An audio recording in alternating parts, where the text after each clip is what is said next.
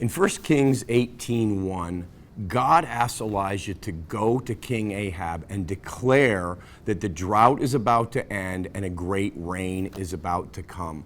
I want to encourage you with this today, because in this we see, even in a land filled with darkness, filled with sin, that has turned away from God and given over to the occult, that God still wants to bring a great outpouring. He invites Elijah to believe in his goodness, even in the midst of a dark and sinful land.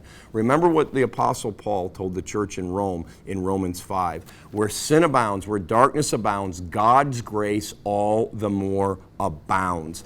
And I want you to know that when you look around today and you see sin, you see darkness, you see the enemy seemingly running rampant all over the place, including at times even in the church, that God's desire is not that we will call forth judgment, that we will call forth condemnation.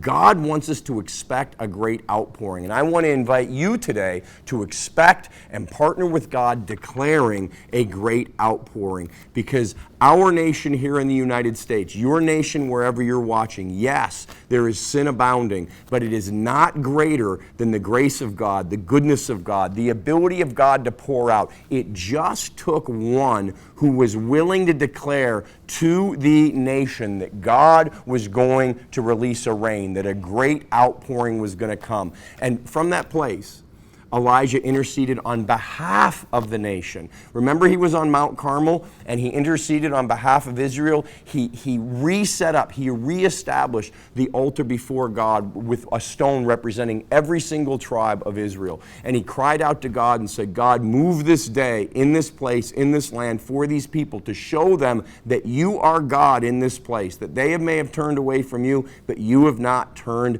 away from them. And we need that today. It's time for the prophetic voices that have been speaking judgment and condemnation to stop, to hush, and to remember the heart of God, the goodness of God, that God's desire where sin abounds, where darkness abounds. He doesn't endorse that. He doesn't excuse that. But his answer is to have his grace abound all the more, not to excuse sin, not to entitle sin, not to empower sin, but to bring forth a great outpouring that will remind people of how great he is, how much he loves them, and how his ways are the best ways.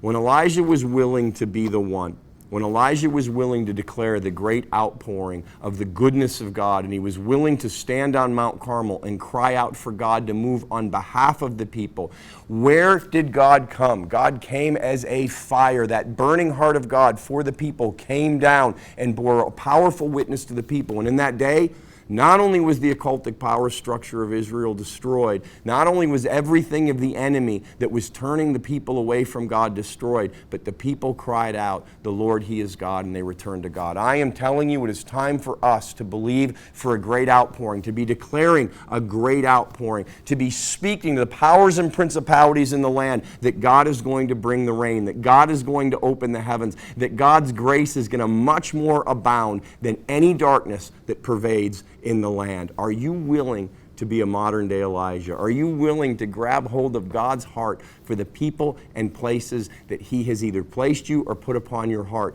and declare and expect and decree the great outpouring of the goodness of God, the power of God, the presence of God, not to judge, not to condemn, not to destroy man or the people or the nation, but to destroy the things of the enemy that have stolen from those people, have stolen from those places? Are you willing to let the spirit of Elijah come upon you to restore the heart of the father to the children and the children to the father, and declare a great outpouring? I want to encourage you to expect a great outpouring in your land. Declare a great outpouring in your sphere of influence. And remember, where darkness abounds, his grace all the more abounds. We just need one voice willing to speak in love and in truth that a great outpouring of the reality of God and his kingdom are coming to turn entire people and entire nations back to God.